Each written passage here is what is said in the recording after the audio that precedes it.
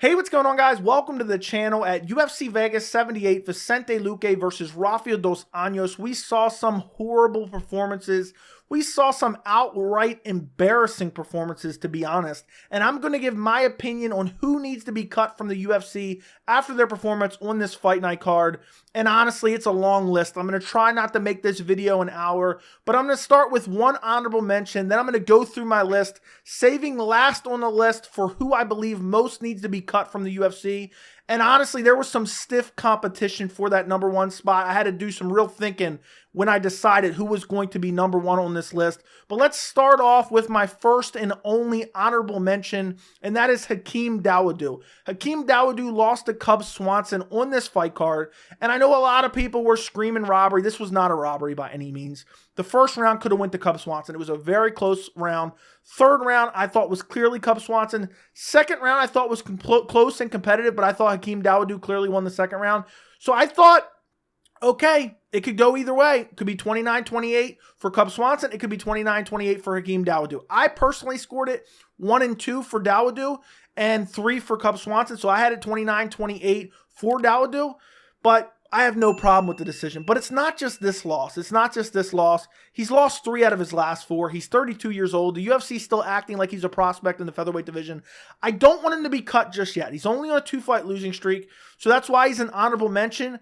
But honestly, even if he won this performance against Cub Swanson, let's say he got the decision here, what's the best he can do against an aging Cub Swanson? He can just clinch up and knee to the body and grunt the entire fight. That's the best that he can do. I thought it was still a piss-poor performance, even if you think he won. I thought it was horrible. I don't think he's ever going to compete with the upper echelon of the featherweight division. He fought Movsar Evloev back in 2021, lost that fight, lost to Julian Erosa in his last fight. Julian Erosa's not even ranked. And Hakeem Dawodu's 32 years old. He's 32 years old. He's arguably should be in his prime. He's 13-4 overall record. I think he was a bit overhyped for a while. But I think Hakeem Dawodu, one more fight. If he loses that fight, cut him from the organization. I think even if he won this fight, I thought it was a very poor performance against an aging Cub Swanson. Moving on to my actual list, starting off with my first cut, I have Josh Parisian. Josh Parisian getting finished by Martin Buday in this fight and just got absolutely decimated on this card. Absolutely decimated. Buday came out, just started lighting him up on the feet, swarming him. Parisian was trying to survive, isn't really able to do anything, isn't really able to mount any offense. Eventually shoots in on a takedown, gets reversed. Buday ends up on top, finds a Kimura, submits him in the first round. I'm not even sure Parisian landed a strike in this fight. Parisian literally did nothing in this fight. He's on a 2-fight losing streak right now. He lost to Jamal Pogues in his last fight where he just got out-grappled and outstruck. This fight, he gets finished by Martin Buday in the first round and gets submitted by Buday in the first round. I just don't know what Josh Parisian has to offer outside of just a warm body and a butt crack that he just has hanging out every single fight. I mean, he just has nothing, and the heavyweight division is so low level as it already is. I believe it's the worst men's division in the UFC, and Josh Parisian doesn't even belong in there. He doesn't. He has no stamina. He has no striking. He has no grappling. He's just a guy that just shows up and just tries to put on a performance, and he has no cardio. He was gassed out in this fight, and I'm not even sure he threw a strike.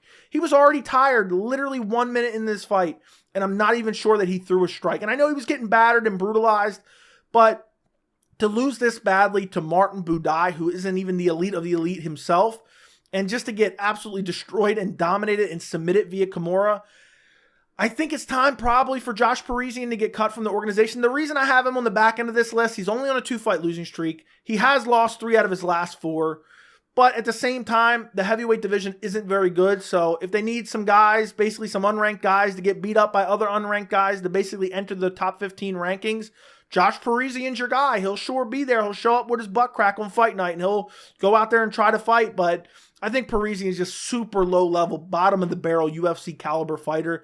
Any other division, he would not exist. Moving up on my list for who needs to be cut, Montserrat Ruiz. He fought Jacqueline Amorim, got absolutely dominated in this fight. 10-8 in the first 2 rounds, in my opinion. Third round, Amorim pulls guard. So you have Ruiz on top, really does absolutely nothing with it.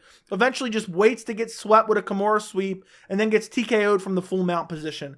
She had no grappling at all. She had nothing to offer. Now, she did defend submission attempts, fair enough, but the fact that you're getting taken down with ease, then even when you don't get taken down, Amorim can just pull guard and then easily sweep you. And then when you are on top for a minute or two in the third round, you literally do absolutely no damage.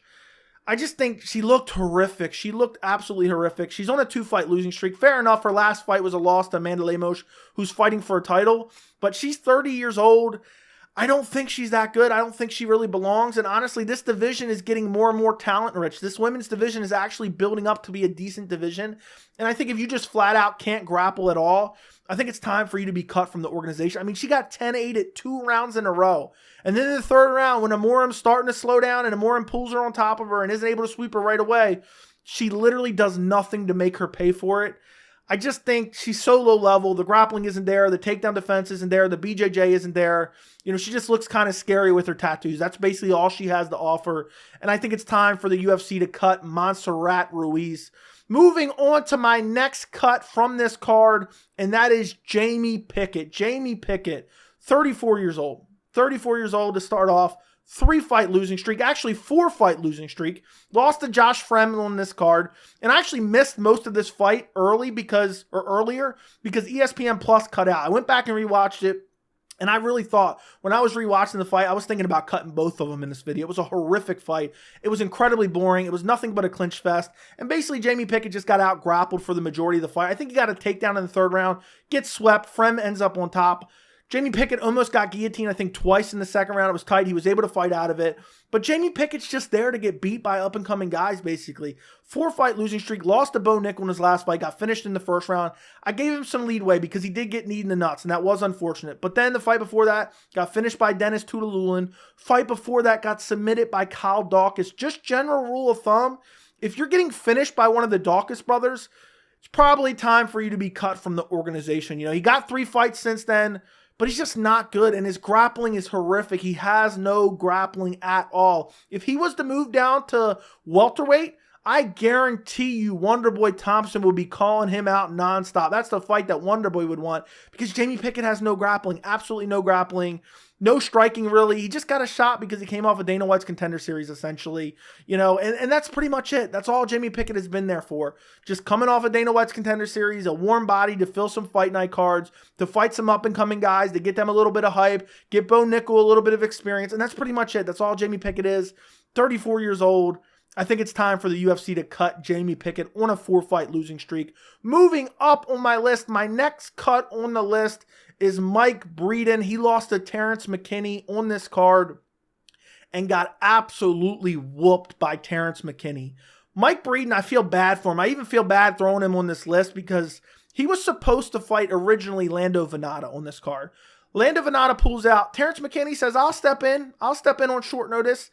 And talk about tough matchmaking for Mike Breeden because Terrence McKinney's on a downslope himself. He's like, oh, Mike Breeden's available? I'll take Mike Breeden. Mike Breeden's 34 years old. Mike Breeden is 10-6 overall after this fight. And Terrence McKinney just went out there, landed a straight left right away, and just whooped him from start to finish. I don't even know if Mike Breeden threw a shot. I honestly don't know if he threw any punches. He definitely didn't land any. But he just looked like a sacrificial lamb in there. And honestly, if I'm watching a UFC fight, which is supposed to be a UFC caliber fight, and I'm feeling bad for the whooping that you're taking in the first 30 seconds, you probably shouldn't be in the UFC. The barrier of entry into the UFC is so low. It is just so low. I don't know how Mike Breeden ended up in the UFC.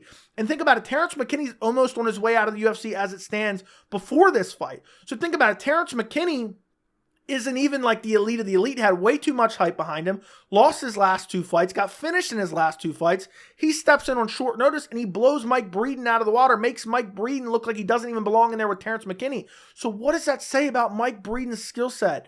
It says that he's a horrible fighter. It says that his skill level is so low, and it says that he's getting up there in age because he just can't compete with some of these younger guys, and now he's on a 3-fight losing streak, hasn't won a fight since 2021, lost to Natan Levy in his last fight before the McKinney fight, lost to Alexander Hernandez, got finished by Alexander Hernandez.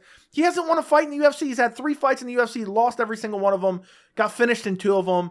I feel bad for him because talk about drawing the short straw against Terrence McKinney on short notice when Terrence McKinney's back is against the wall, and he's super young, super athletic, super explosive, super powerful. But McKinney just went out there and met no resistance. I literally felt like Terrence McKinney was beating up on an untrained guy just out in public. He met some guy at the, local bar, met some guy at the mall. The guy looked at him the way he didn't like, and Terrence McKinney just whooped his ass. That's what it felt like here. I felt guilty watching this. I wanted to step in, be like, hey man, leave him alone. Leave Mike Breeden alone. He doesn't deserve this. He doesn't deserve. That's how I felt. And if I'm feeling that way watching a UFC fight, then we have serious issues. It's time for the UFC to cut Mike Breeden. Moving up on the list of cuts, you guys probably knew this one was coming. The UFC needs to cut JP Buys. He's on a 4-fight losing streak. Gets absolutely slaughtered by Marcus McGee in the first round. Eats a nasty right hand. Basically over right there. A left hand lands on the back of his head.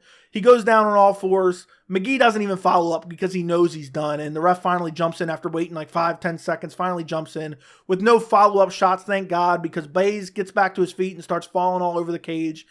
Buys is on a 4-fight losing streak now. And he got finished by Cody Durden in the last fight in the first round. Lost to Montel Jackson the fight before that via decision. Lost to Bruno Silva, got finished by him. So he has 4 fights in the UFC. He's got finished in 3 of them. And, to be on a 4-fight losing streak, he's only 27 years old, so maybe he can go get some wins outside the organization and maybe come back, maybe rebuild a bit. But he's coming off of Dana White's Contender Series. The UFC is signing a lot of these guys just because they're cheap. That's it. The UFC's like, oh, we'll just sign these guys for 12 and 12, and we'll just let them try to figure out their skill set. And if you're not looked at from the UFC as appearing to maybe have future star potential, you're not going to get this slow build like somebody like Bo Nickal's going to get.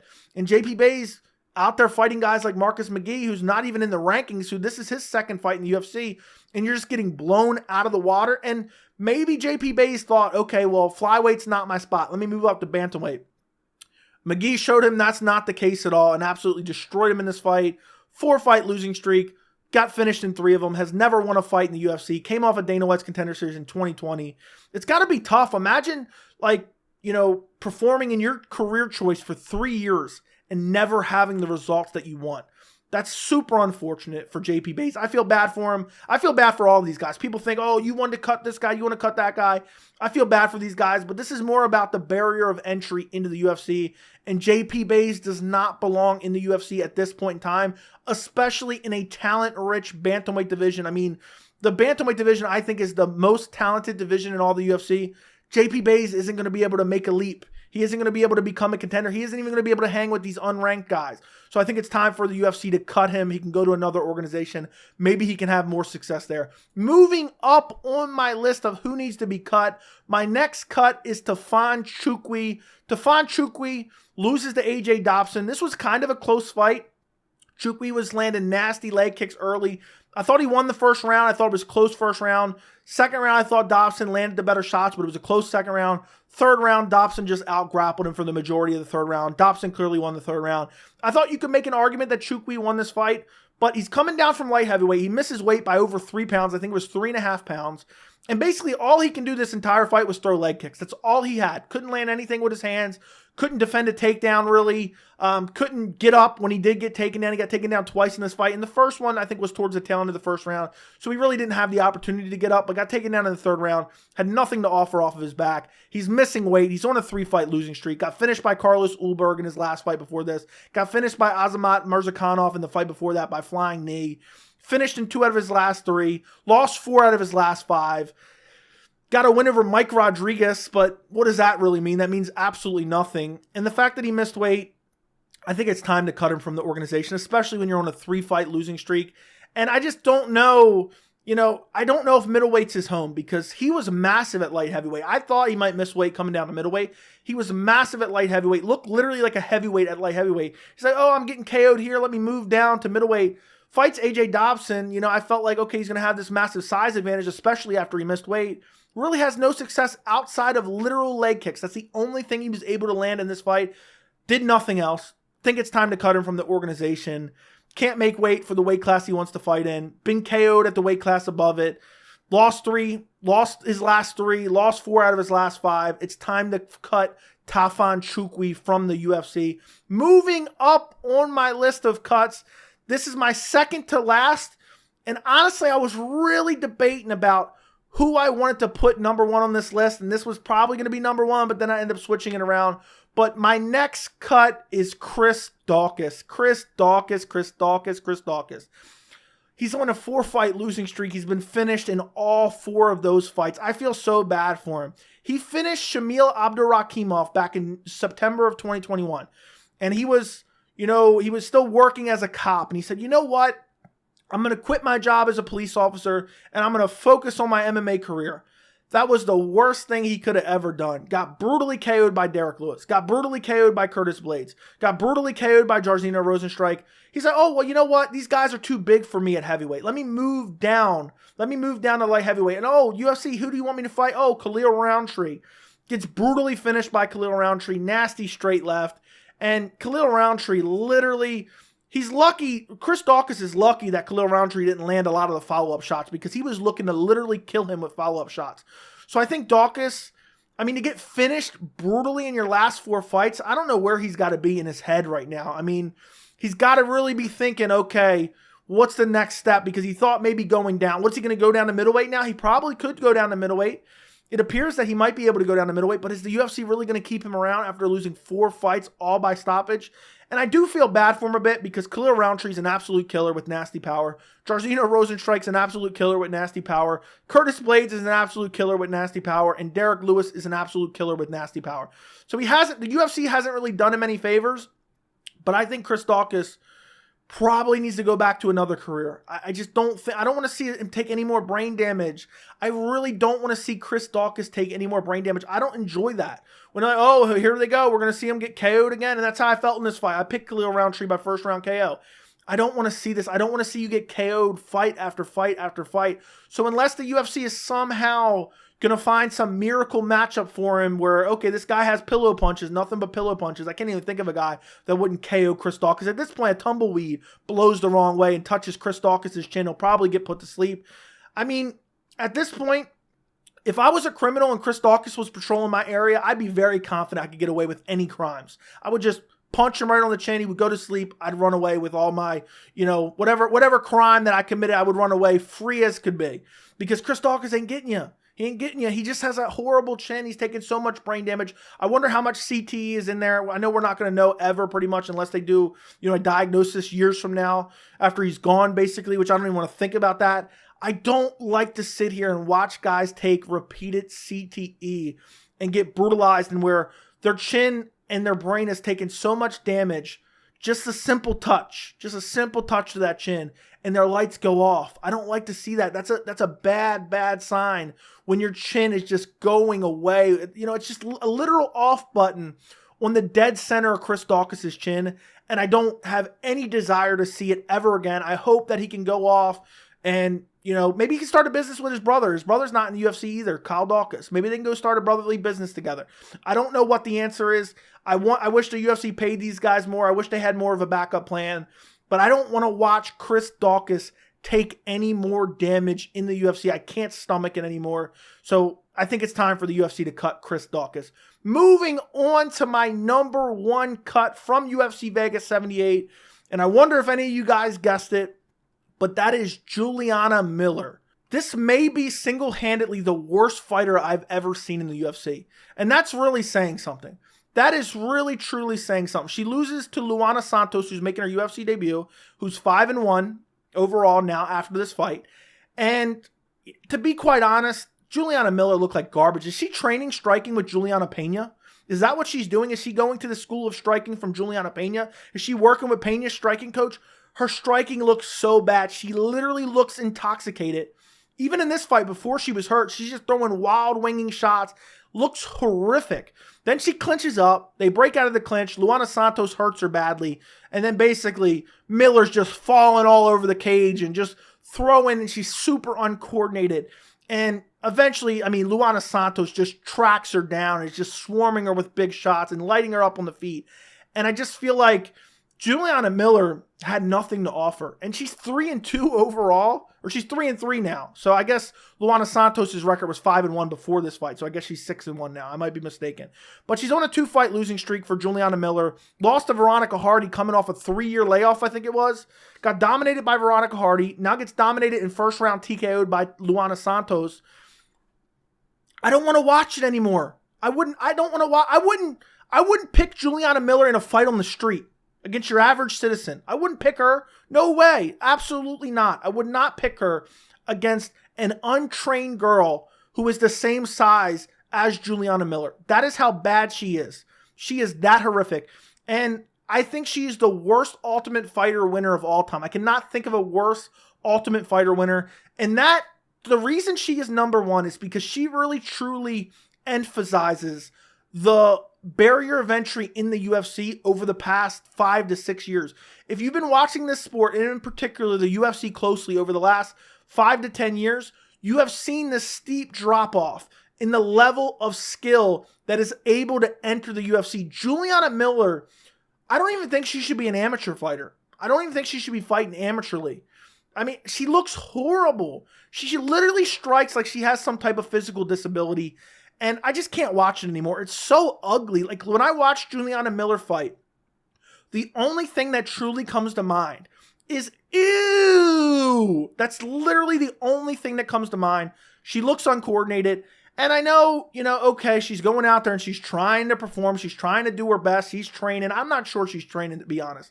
Imagine putting on your resume Juliana Miller's. I almost said Juliana Pena's. Imagine you're saying you're Juliana Miller's striking coach. You should be ashamed of yourself. Whoever you are, you should be ashamed of yourself. Are you watching her hit the pads saying, yeah, Juliana, yeah, your striking's really getting good. You could probably take out Floyd Mayweather in his prime back in boxing. I mean, seriously, her striking is that bad. It is horrific. I don't even know.